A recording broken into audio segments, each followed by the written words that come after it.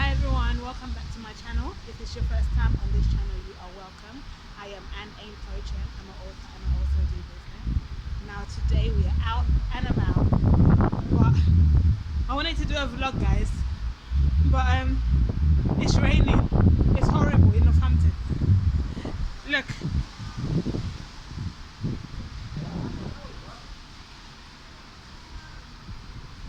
like it's so I can't do the vlog that I wanted to do today. Um, However, I'll just have a quick conversation about it. Um,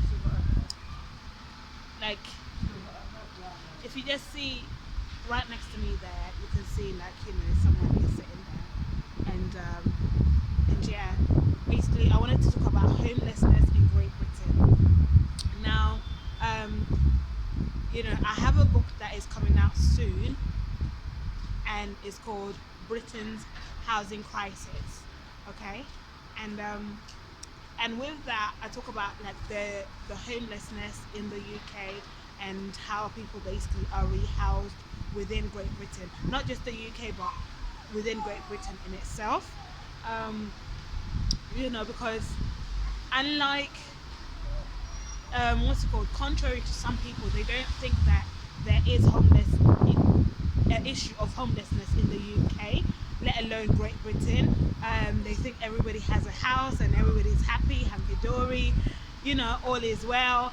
While that is true on so many levels, there is also the issue of homelessness. Now, so many people are homeless, and it's not just people on the streets like the guy that you may see on the side there. It's not just those people that you see on the streets. There are people who actually live in hotels, people who live in travel lodges, people who live in bed and breakfast houses, um, people who live in sheltered accommodation, and there are also people who live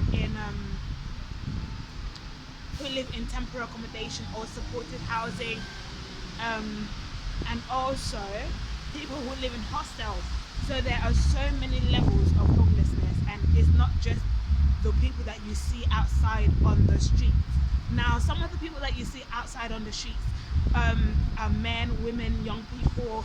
Um, you know, some of them is because they don't actually know how to obtain housing, that is actually meant for them. So they end up just giving up and just living on the streets until maybe somebody else supports them, helps them, like if they go to a sheltered accommodation or something like that, where they can get the support to actually go to housing, to the councils and all of that stuff.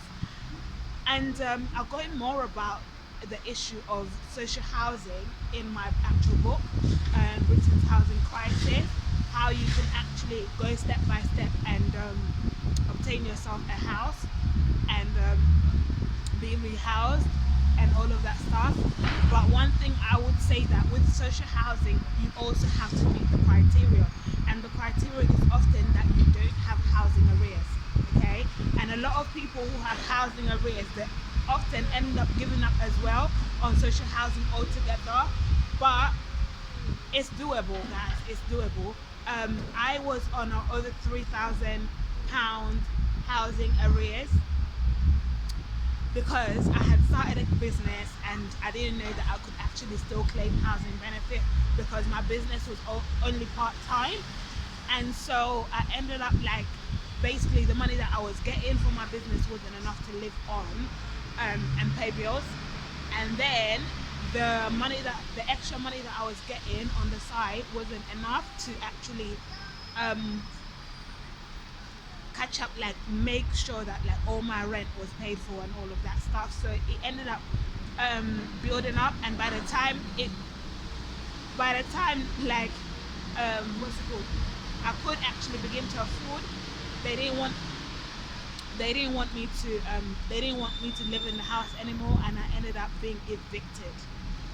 And for anybody, you'd think that that would be the end of you and you wouldn't be rehoused or anything like that. For a long time after like being evicted from my accommodation, what's it called? I actually rented private rent, um, and that also has its pros and cons because you end up like living with people, lodging, and all of that stuff. And private rent, you can actually rent your own one bed accommodation or two bedrooms or however many rooms as much as you can afford, as long as you can afford it. But also there is such thing as lodging, which falls under the private rent sector, and I rented privately with that as well in lodging. And guess what? The person that I lodged with, right? I was paying them rent and everything, and I asked them for a tenancy agreement, and you're supposed to have one, by the way, so that in case you're going to go for social housing, you can actually prove that you have been renting. And I did that for a whole year, and guess what? When it came for me to go back to social housing to say, you know what, I am no longer um, I am no longer in that category of what's it called, made homeless, basically self-inflicted. I can't remember the word for it off of the top of my head right now, but yeah, guess what, the landlord actually denied the fact that I actually lived there. They denied the fact that I actually paid them rent for over a year, and that took me back to square one. However, on a good note, God being God, I ended up paying off bit by bit for a whole year, um, which is story for another day. I ended up paying off my rent arrears within a year, and that meant that I was able to go back onto social housing register and begin to do my bidding. And right now, as we speak, of course, I am in a temporary accommodation, ready to be rehoused. So I'm still bidding for my house, and sometimes it takes over 2.5 years to be rehoused. So sometimes it's quicker, sometimes it's not that quick, especially if you need more than one room. Yeah, it's dirty. You can't walk there. So yeah, so there is so much to it, but it's doable. You just have to know the information that you need to know. You just have to make sure that you provide the information that you need to provide and all of that stuff in order for you to obtain accommodation, whether it's private rent, lodging, um, or even social housing. And then once you've built up like yourself up, your finances up, you're financially stable and everything, you are able to be a buyer. Now with social housing, that's the good thing